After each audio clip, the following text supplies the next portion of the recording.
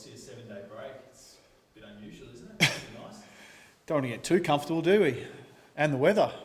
So we're getting a bonus of both. But yeah, look, we've got some real good continuity in the program now, coming off a really condensed schedule and being really tight in our game preparation. We're out of that phase now, and we get 4 weeks to look at, and we get full preparation.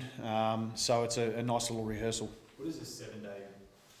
I guess a bit more specifically, what does a 7-day break look like in this season where we've got games every day, every second day, and that kind of thing? Oh, well, the thing you miss out on the most is, the ability to be able to review what you're doing, educate what you do, and then put it out on the grass and learn. You get into that cycle when you're in a 6, 7, 8 day, cycle. But when it's condensed, you don't get much of that at all. It's pretty much play the game, recover as best you can, and then get into next week. So it does give you opportunity to be able to go back to work on your game. Try and find where your progressive improvements are, and then go train it and see whether you can implement it. So those other bodies would be loving it too? Yeah, probably. I think everyone enjoys it at this back end of the year. Even as a player, there's probably significant moments through the year where you sort of thought, well, I feel all right there, I'm going okay, and if I feel all right there, then I'm going okay. But there wouldn't be too many boys running around at the moment that are, not feeling any sore spots. That would be competition wide. So, we've got a nice little carrot there. We've put ourselves in a great position in the competition, and we want to close out the season really strong. So what's the minimum expectation then, Michael? For us, well, the expectations don't change from the start of the season. One of the benefits has been for us is that, with all the restrictions we've actually had, we've been in a position where you can't afford to put your mind too far forward. We're still in the business of qualifying as best as we possibly can. We've put ourselves in a really good spot, but we've got to close out the season. We've got to put a cap on top, and that's what we're busily trying to achieve. And that should be a really nice carrot for the players to play some really good intensity, have some good urgency in our preparation, and get ready for every game. We've been in positions before in previous seasons where we might have just thought ahead a little bit too much, and it's caught us out, and we just can't afford to do that. So top two is obviously prime. Is the bottom half of the top 4 a failure? Is outside the top 4 a failure? Does that matter? I don't think we're really looking at it. To be truthful, we've spoken about the fact that we've qualified for finals. That's been a really important milestone for us, and with games remaining, we can put ourselves in a really strong position. But what we've been really good at this year, I believe, is looking at a next contest. We've had good humility in the way we've got about things, and we're prepared for the next contest. And so for us, we'll do our normal process. We'll review on the back of last week. What did we do well? What didn't we? And then we cast our minds to North Melbourne. We had a game around about this time last year where we played North, and they came off a bad loss, and they gave us a good correction. For us, that gives us a really good reason not to take our eye off the ball. So previously, there have been a couple of years where towards the back end of the season you needed to perform well and win to sort of clinch your final berth, and you faded the last game against Essendon a couple of years back is one that sticks in the memory. Now that this is guaranteed, how do you guard against any sort of complacency or a late season failure? I think the biggest thing we've done is live in the moment. I've sat here and talked to you guys a number of times throughout the season, and I'll say it again. The fact we haven't had a schedule to work with, has been advantageous to us, because you don't get your pencil out and try and work out which ones you pencil in. You don't get your pen out and try and work out ones you put in pen.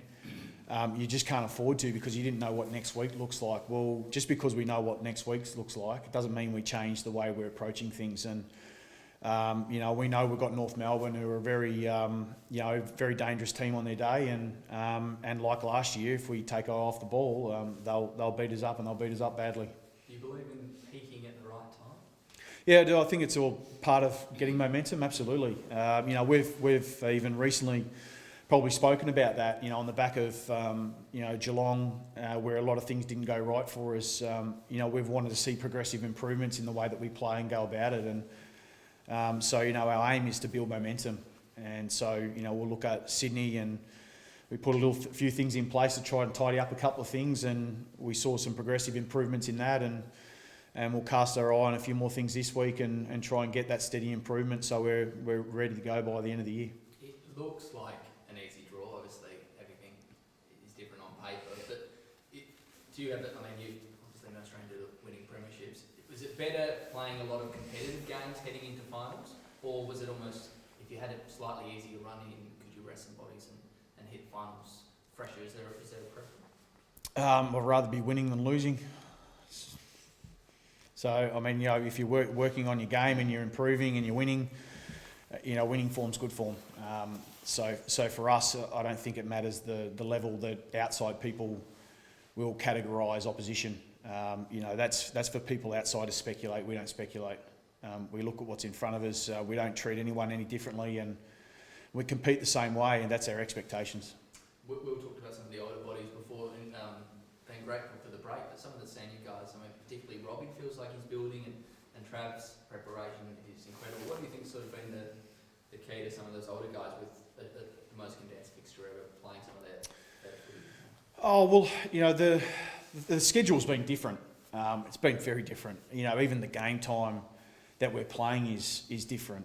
And when you look at and measure and compound the time or the amount of time that we've actually played compared to previous seasons, I mean, clearly we're way down. I mean, that plays a significant part in on the week on week and how you compound, you know, just physically what you go through. So that's been a significant difference. And of course, then it comes down to your program. How do you manage your players?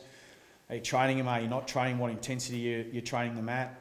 You know, we've carefully managed that. We've persisted even when it hasn't been working. You know, there was a period of time, even in Robbie's instance, where he was just struggling along there for a little while. And, you know, to his credit and to our high performance credit, they stuck to the plan and they saw it out. And now Robbie's really going really well. So he believed in it, invested in it, and he's getting the results accordingly. How's Brad Ebert going? Another pretty big knock. And how concerned are you with the number of hits he's taking in the head? No, he was all right. He's actually having a bit of a laugh on the bench. It came up pretty quick, like the egg on his cheek come up pretty quick. So, you know, once you saw his demeanour and his, you know, his attitude, he was fine. I think he was just somewhat bemused by the fact that he had this other knock on his cheek in a completely different area. But it seems like he's got the all clear there, so which is really great news. So, you know, he's available to go like we always do. If he's got the clearance, then he's ready to go.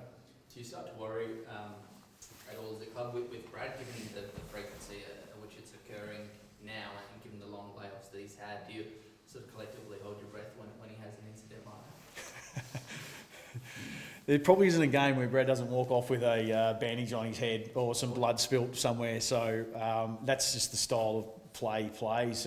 You know, I don't think we can ask him to do anything different. It's what's made him the player that he is. You know, he gives all of himself and puts his body on the line, and unfortunately that means he gets his head in the wrong spots from time to time. So, but like I said, I mean, you treat it by case scenario.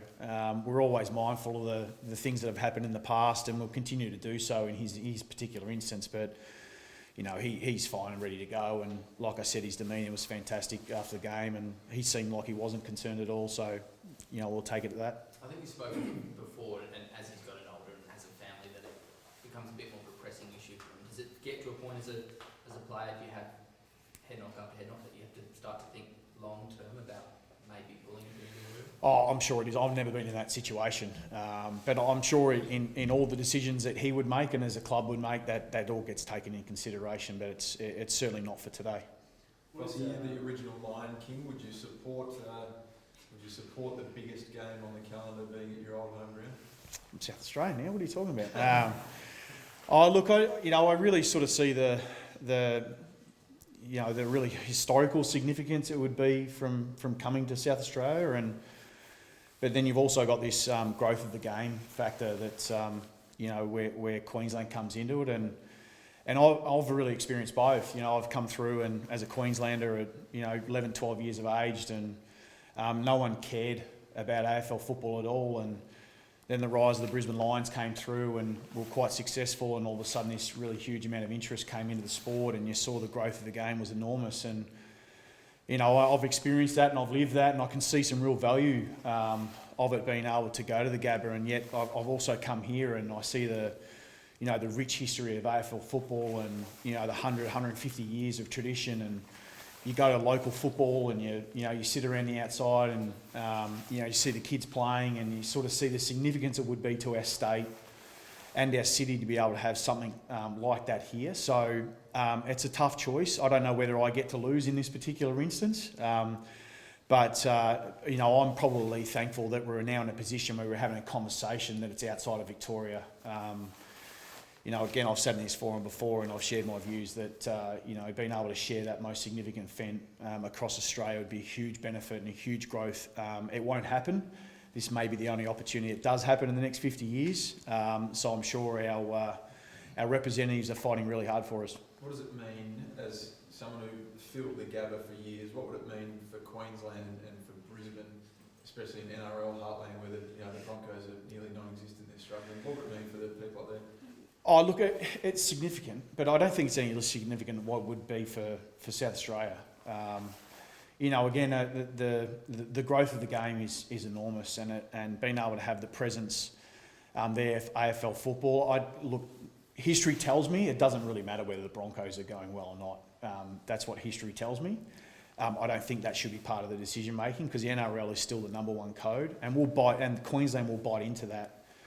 As best as they possibly can, and they have. The participants is exploded over the last 20 years. There's real advantages there. But like as I said, whether it's in Western Australia, South Australia, or Queensland, I think the growth you'll get naturally from the game by just having it somewhere else will be significant for any state, but importantly significant for the game. So given they've got a clean slate this year, would you rather the team that finishes on top be rewarded, or is it more aggressive? No, I don't really have a view on that. I mean, clearly I can't have a view without having a biased one. So, for me, being able to play here would be advantageous for us, as I'm sure Brisbane are making their best case forward to have it at the Gabba. Interstate teams have consistently gone to Victoria to try and win their grand finals. I've been part of that. Port Adelaide have been part of that. Western Australian teams have been part of that. It'll be a different challenge for, say, Victorian teams to have to go somewhere else if they find themselves in the grand final to have to win it from a completely different state. So it's a big challenge. It's not an insurmountable challenge, but I think it's just exciting to, with the notion that we're going to go somewhere else. Doesn't sound like a great deal of sympathy for the Vic teams having to go into state. No, I don't. I don't have any at all. And I can even call on my Victorian heritage as well in that regard. So, I think it's really exciting for the game. The fact we're talking about it and it's in the paper and we've got this competition about who it's going to be. The announcement is going to be something significant. Well, so just a quick one, just to finish up. Dan and Pete, how are they travelling this week and how are things going again? Obviously Pete's still got the extra week and Dan's going really well. So both boys have been fantastic. Their attitude, the way that they've trained, the way they've prepared, they've been super. They've gone back, they've played their game, they've taken their medicine. So from our point of view, Dan's available this week and we'll pick him accordingly. Clearly, all things being equal, he's in our best team. I'm stating the obvious there. He's in our best team. So we'll sit match committee and find out, if this is the week. Have you been, surprised is the wrong word, their performance to sort of win back a bit of respect and pride, has that been as expected from the two guys? Yeah, it has been. I mean, they're good men. And they're growing, and they made a mistake, and they've gone back and they've copped what's come their way. There's been some pretty tough conversations that they've had, pretty honest ones, which were needed to be had. They've accepted that, and they've gone about their training really, really well. But they also know that they've got a lot of work to do.